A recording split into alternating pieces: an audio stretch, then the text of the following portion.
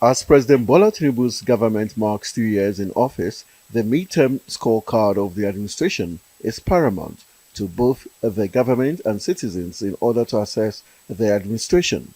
The solid mineral sector is perceived as a sleeping giant due to its poor key performance index in contributing to the nation's revenues. Driven by the Tinubu administration's new policy of local value addition and a tightened licensing regime, it attracted only about $800 billion in processing projects last year. Minister of Solid Minerals explains that the sector generated over 38 billion naira in revenue in 2024, up from just 6 billion naira the previous year. Industry observers say while this is worth commending, better revenues and expansion can be achieved in the mining sector if more investments and technology are deployed in the sector.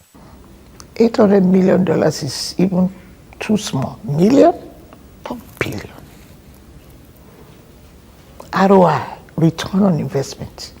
Based on the statistics that we have seen today, there's a significant rise of 38, billion dollars inflow that has, come in. The Minister of Mines and Power, and is in a position to espouse where we're coming from, where we are, and where we're going.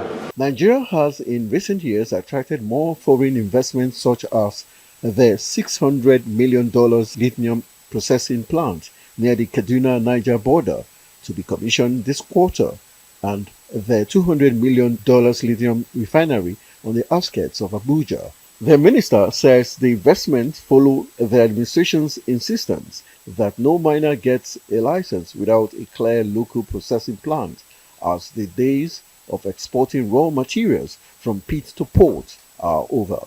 But some mining and financial experts say the country must be cautious in its quest for foreign investors. Why do we need foreigners to come and invest? We have the money, we have the resources. Why can't we recycle the resources? The money we are getting from the crude oil, right, the excess that we are getting, why can't we channel it to develop our resources ourselves? Instead of me giving an investor $3,000 or $5,000 a month, why don't I employ my graduates? A lot of them did geology, and then the local, we either use them as security or we use them as labor.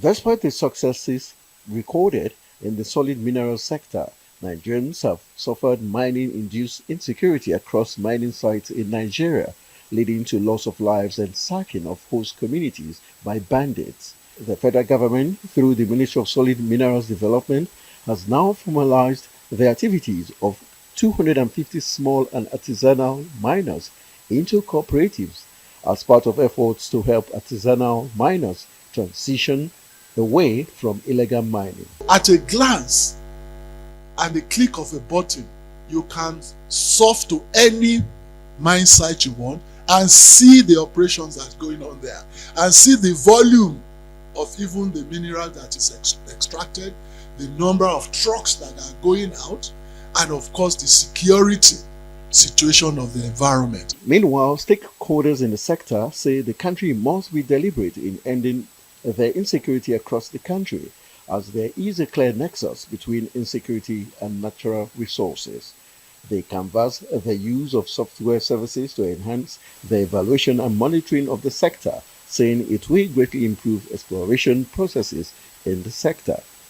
State governments, national governments have a role to play in producing and procuring that bankable data in order to attract investors. Software as a service is a solution. Now, if you have that imputed into the entire chain, you will be able to measure everything that the minister is talking about in terms of both the short, the long, the mid, and the long time effect. Instead of us taking our elements, raw materials, taking it to Canada or anywhere to go and test, we're going to have those things here. And as President Tinubu clocks 2 years in office, one thing is clear. There is now a deliberate strategy to revamp the solid mineral sector to attract global investment and create more jobs for youths. Nigeria is also leading the newly formed African Mineral Strategy Group, a continental bloc dedicated to promoting local value addition and fairer mineral trade deals across Africa and the globe. Anthony Momodu, Arise News.